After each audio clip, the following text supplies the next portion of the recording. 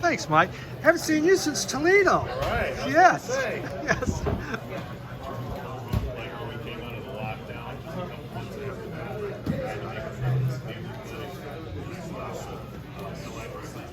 Yeah. Of all places.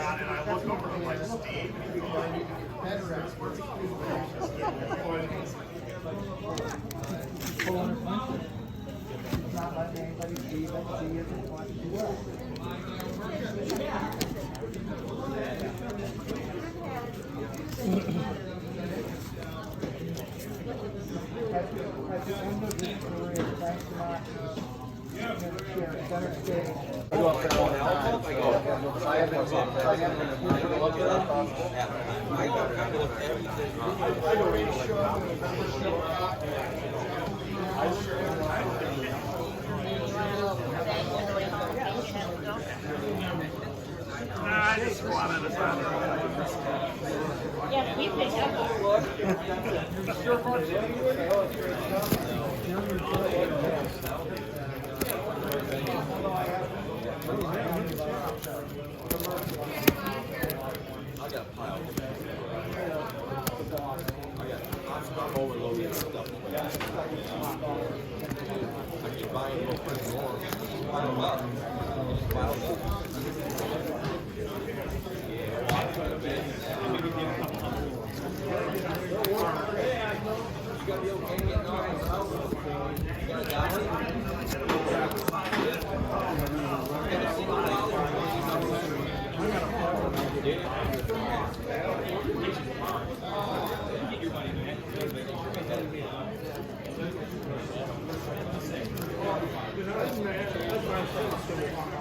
Hey, good morning and welcome. It's the early morning show, sponsored by me and the cat. Back outside. He slept in the last couple of days. I mean, he slept in like 6, 7. Thought, oh, maybe he'll sleep. Maybe he'll still stay in today, and he'd pop in and visit. But the co-host cat is once again outside, and you know we got up at 3:30 a.m. So hey, I don't know why he's doing out there. So I opened up today with we had a record show in a neighboring town, about 20 miles away, Bay City. It's got this pink eye hasn't gone away, so I couldn't even drive there. I tried to drive last week. Ooh, it doesn't work well with the light and everything, and I got some drops. I don't know. It's just taking forever here. So I went there, probably spent an hour and a half. Of that time, 90% was yakking and not a whole lot of looking. I was just talking with folks, going around the table with the people I know. Folks that watch this video, thank you. It was great seeing a lot of you there yesterday. Jeff, Chris, a whole bunch of you. It's just fun. So, you know, I did buy a few albums. I picked up a live Tenarin. I'm pretty excited about that. This Van Morrison, it was the vinyl was clean. The cover's not the greatest, but Tupelo Honey. And I only picked up 2 other albums, and I had them both. I thought I had one of them, and I looked in Discogs. I couldn't tell. I picked up these 2, Grace Jones. I have them both already. So let's just call that future VCLT or trade in. But damn it, yeah, I went in with really nothing. I was looking for soul and funk. That's really what I was trying to find, and I wasn't finding the soul and funk that I wanted to get a hold of. You know, a lot of it's just, you know, 70s rock and stuff. And I struggle with booths that just everything's chaotic in there and it's not alphabetized, because again, I have so much time and I'm trying to move, and when you only have so much time, you want to, okay, I want to look for this group, I want to look for this, I want to look for Grace Jones, boom, J, I got it. I want to look for Van Morrison, M, there it is. Instead of having 20 boxes, I don't have time. I don't. Time's valuable, and I'm the guy telling you as I give you a 30-minute video, right? So I don't got time, but damn it, you got time to watch. So there. All right. It was fun to see people. It was fun to talk. I enjoyed that. Those that asked for t-shirts, I have placing in another order. It's not going to have the pocket, though I am going to do this on the front and then the big print on the back. I think that's how I'm going to change them, but there won't be a pocket. So Chris Kibler, you'd ask for some place for smokes. You'd have so on your own pocket. Finished this book finally, Sticky Fingers, biography of Jan Werner from Rolling Stone. He was kind of a narcissistic son of a bitch. I guess the best way to say. I was like, whoa, whoa. The biggest. If this was a great book. It was a good read. I enjoyed it. It was enlightening. It was disappointing because Rolling Stone was such a crucial magazine for me. In the 20s, when I was growing up as a teenager, no, it wasn't part of my life. I mean, it was, what kind of music are they showing? Oh my God, it's drug stuff. I mean, I'm sorry, that just wasn't part of my life. I lived a different, I had a sheltered life. Great life. It was just sheltered from all that. But you would read Rolling Stone, you would see these reviews, and you would go, wow, okay, this, all right, I should buy that. You got $50 where I'm going to go out and buy some records. What should I get? Well, Rolling Stone became a valuable source by what they said. And I'm a very naive person. I'll be the first to admit, I'm an extremely naive person. And so many of the reviews are based upon who's advertising, what record company is advertising, because then Jan would come in, which started his name as Jan, but did put the extra N on later in life. I don't know, kids made fun of him. Can you believe that? Hey, Jan. But, when a big record company would advertise, he would be more of a pushback on those reviews. Say, listen, you can't put that out there. And if he didn't like that record company, he would just trash them. And so there was so much of that happened. And I mean, I have all these Rolling Stone record review books that I used for many, many years. I still look at them. I still use them. But there was so much bias happening with that. His big thing is for Rolling Stone, he wanted to have advertising from cigarettes, cars, and alcohol. The big three. You get them, you're making money. He wanted the money. He wanted the social climb. And, it started about music, but he really lost the way with that. But fascinating book. Him and Jagger are like that, though they had their, the whole Rolling Stone was a big contentious thing. Did enjoy it. I only paid $6.97 for that. Big volume. Good stuff. I could go on a long time about that book. It was fascinating. But you want to hear about records. So, this first one. Gosh darn it. Gerardo Manuel y El Humo out of Peru, 1970. Actually, the group was 70 to 73. This is incredibly good. I saw someone show this. There's Gerardo. It was Gerardo Rojo, but I changed it to Manuel. I saw someone post it. It might have been Jacob. New Sounds and Old. I went and got it. Peruvian Psych from 1970. It blew my mind. This is so good, except for one song. There was in Peru. So how this came about? There was a record company starting El Very Virrey. It was being made by a German engineer, and Gerardo, he wanted to record, but really the only place to record was the National Broadcasting Place, which was common in a lot of these countries, and it was so poor. The equipment was so bad, and it was so expensive. So get crap equipment, pay a ton of money. So this new record company was trying to set up from Germany, and they'd asked him, hey, can you bring in a band and just to play, and we'll test the equipment. So he brings in this band, El Humo is what he called them, and they played, and they liked them so much, they said, you know what, why don't we do an album for free?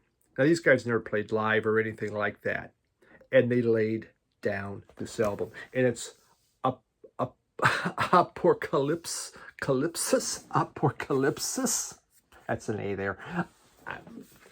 It is an incredible Psych album.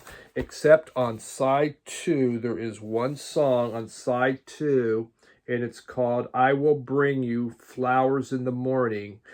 Someone thought, let's bring in a freaking string section. Listen, we're playing some Psych. We're playing some fuzzed out, spaced out guitars, stuff like that. I don't want to hear this slow, lovey-dovey ballad about flowers and violins. No, man, you keep it going.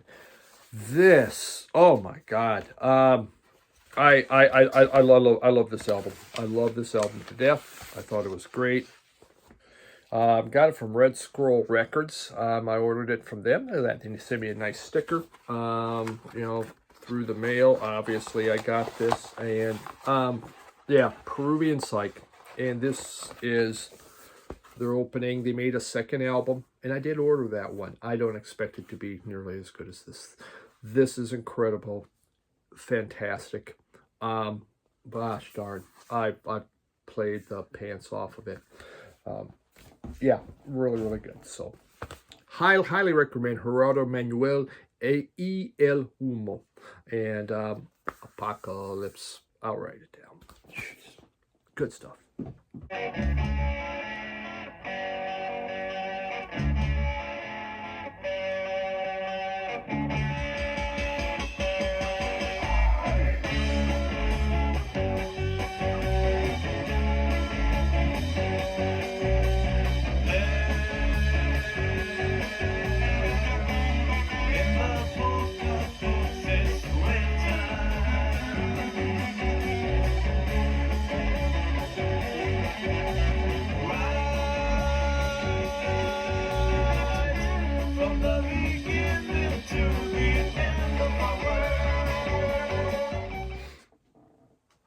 Next, for those from Switzerland, Olaf, if you're watching, do you know about this? The Hillbilly Moon Explosion, Bourgeoisie Baby, Rockabilly from Switzerland, because Switzerland is Rockabilly capital of the world.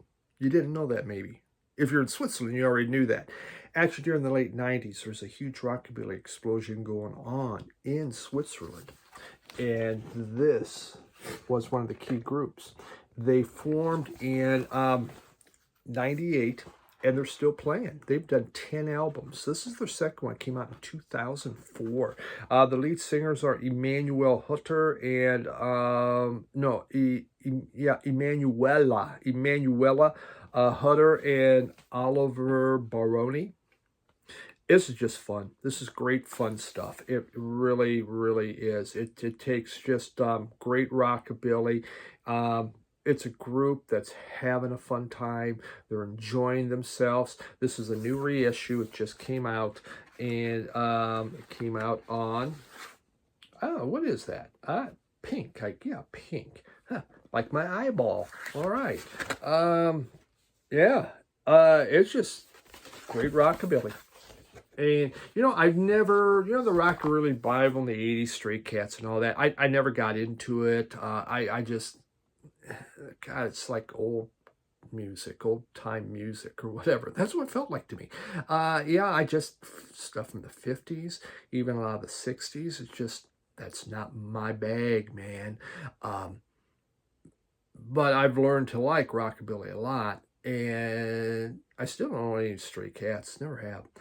But this was great. I really have my local radio wasteland here, and it's just, they use old guitars, analog equipment, so they try to keep all that kind of feel and sound going. And Emanuela, she has a fun voice. She's out enjoying herself. It's a band having fun. That's what I can tell you. Band having fun. Bourgeoisie Baby, originally in 2004, just reissued. Hillbilly Moon Explosion is the name of the group, out of Switzerland.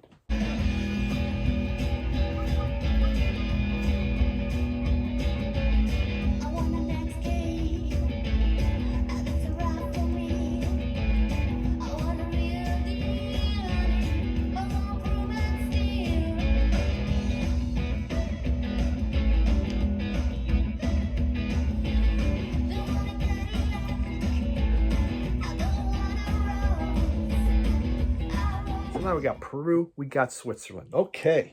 What should we, why not just go to Africa? You know, all right. Jeez. I do buy groups from the US. I want it to be known. Okay. Lagos. And this is All Routes. This is like a compilation album of music from Lagos, Nigeria, from 1960 to 1980, which was a big time. This is a reissue. It originally came out 2005. This is a primer album, okay? Nigeria, the most populous country in Africa. In 1940s, they found oil. They got independence. They had all these people coming in from other countries trying to get work and all. And so they brought in all these different musical styles. One of the most popular was high life. High life, there's two types. There's dance high life that is more influenced by European styles and dance music. And then there is, it would be guitar kind of guitar band type high life, and that one is more folk and street guitar style. Well, they merged in, so this dance and this guitar, they put them together to form their own kind of high life, and with that they added in some horns. Brass bands came, so that became really big, and high life originated out of Ghana. So that took off, and you hear a lot of times I'll talk about high life. That's what high life is. Then there was like the second generation of high life. It's Afrobeat. Afrobeat put soul, funk, and jazz into it. Really came into prominence because Fela Kuti came over in 1969 to America, spent a year here down, I believe, on the West Coast, and he went back after Sly and the Family Stone. You know, listen to that stuff. And he started his own thing. And so he brought in Afrobeat. There's also Juju music in here. Juju is a finger-picking guitar style of the Yoruba people. I'm sure. No, there's no doubt I'm saying that wrong. King Sunny Ade is probably the most famous of the Juju singers. So you have that style going on, and it's just more of guitar supported by percussion. Then there's also percussion music, which is various styles that has talking drums and vocals. So you have all that mix going on in here. So it really is. It's a primer if you want to hear different styles of African music. I'm a kind of pass this for myself in collecting. If I want Zamrock, I want Zamrock. Notice I didn't say any Zamrock on here because that's Zambia, not out of Nigeria. If I want Afrobeat, I want a full Afrobeat album, and I don't want this mixed bag. But if you don't mind a mixed bag, Lagos All Routes will give you a nice look into the different types of music that was going on in Africa. So not a bad album. I hate the labels because I don't know if they're A, I don't know if they're B, C, and they just fell out. I just lost an album. They're really, I mean, these put a little tiny A in there or something, so I know what side am I listening to, because when it's not in a lot of English, you don't know, but it's okay. You know, good primer.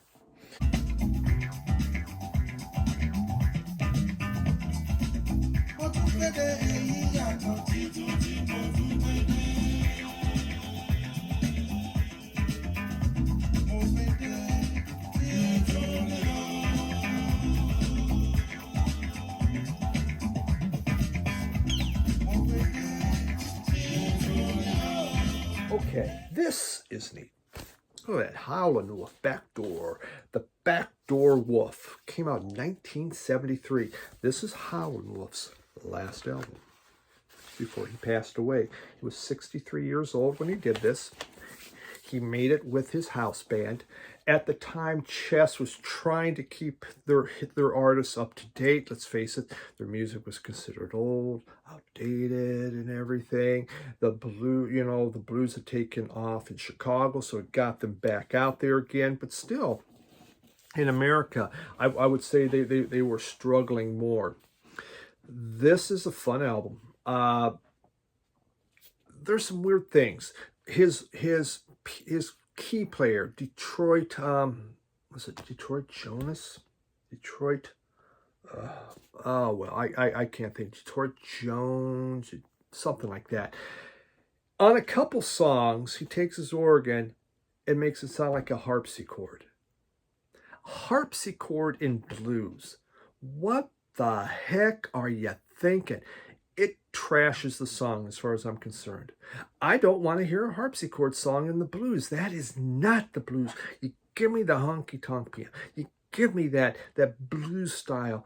Don't be popping in a harpsichord. And they just do that on a few songs. And I don't know.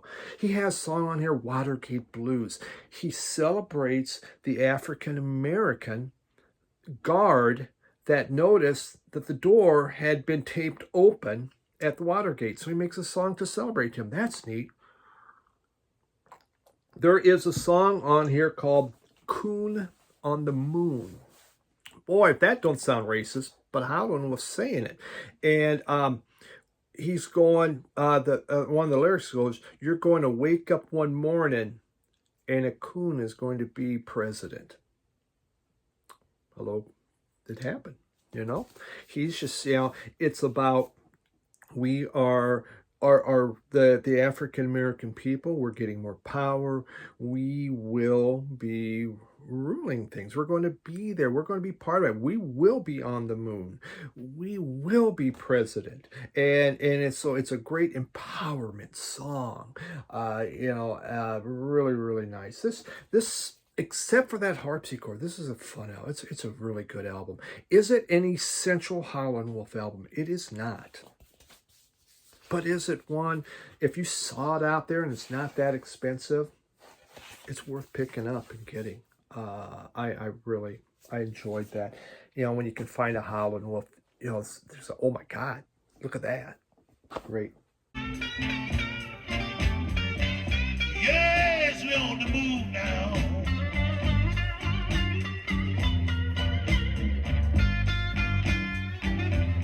We used to wear boots every day. Now we're wearing brand new shoes.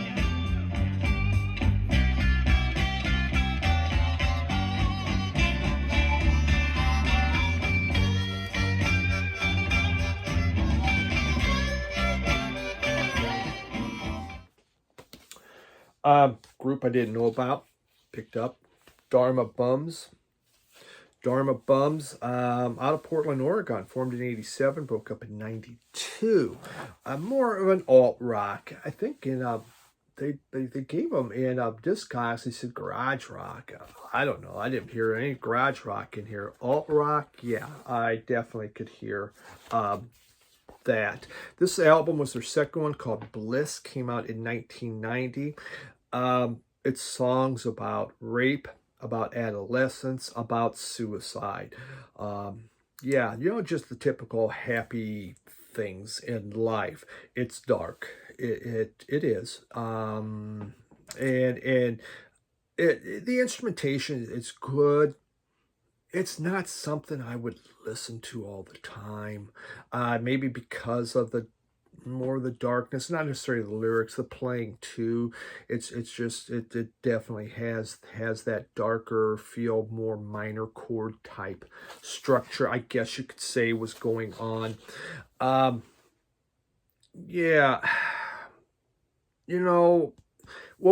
was neat, an interesting thing about this group out of Portland, so they were playing and they were trying to get prominence.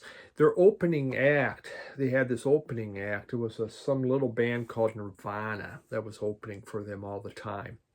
Well, eventually, of course, Nirvana jumped over them. Now, these guys were the opening act. It kind of broke them up, after Nirvana took off. They just, regretfully. Dharma Buns is a Jack Kerouac, this name of one of his books, so that's where they got that title for the name of their group, from Jack Kerouac. So it was if you want something different, hey, it's there.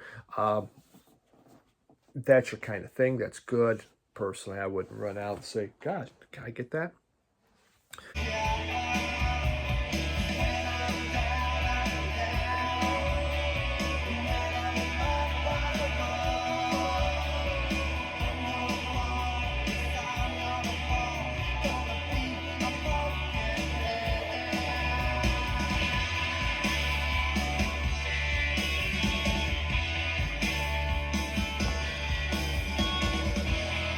Another album. I didn't know this group. I showed it on Instagram and Facebook, and I went, "Oh my God, that's Cold Blood." I didn't know who they were. I never blind buy. I blind bought this. I did that when I showed video from one of the record stores. I because on here they had the first song said "Funky on My Back." You throw the name Ford Funky in there, I'm going to buy it. Well, this group's been around forever. They started in '69. They are still playing. Still playing. I'm sure most of the original members probably are no longer with us. This is it's a horn band. And they came out of San Francisco. They had what they called, how do they call that? East Bay Grease. East Bay Grease. That was the name of their horn section, the East Bay Grease. And again, you take like the horns of Tower Power. You take kind of that garage feel of Big Brother and the Holding Company, and then you take the jazz rock of Chicago and you mold it all together. This album here, Sisyphus. It's named after from Greek mythology. Sisyphus was a guy who cheated death. Not once, he cheated death twice. He got caught. His penance was he had to roll a stone uphill forever, which you could see they're walking uphill. So, Sisyphus. Interesting, huh? Isn't that just the fun stuff that I share with you? I think this was their second album, if I'm not mistaken. Yeah. So there is, you do have this, the feel of definitely a horn band. It's very upbeat. It has a good fast feel to it. It's energized. It's full of life. I really like this. A band that I had never heard of, had never seen an album, or if I had, their albums made absolutely zero, didn't matter to me. They've put out 12 albums, and this is their second album, Sisyphus, and out of San Francisco. Great horn band. I did enjoy them. Like, obviously, they never really got super big like some of them, but they're still playing. They're doing all right.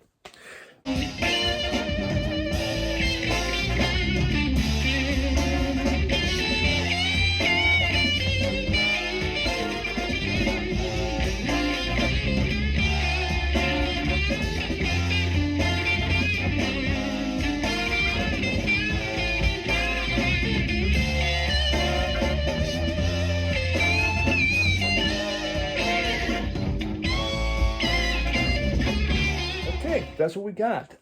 Thank you very much, as always, for popping on by. Great stuff. More stuff to come. So, see, I did show some stuff in the U.S. I do buy stuff here. I do buy American. Nebraska. Did I mention at the beginning Nebraska won last night? Nebraska football won. It's like the greatest thing in the world. The Lions will win today, and I'll have a great weekend. That's all I got. Bye.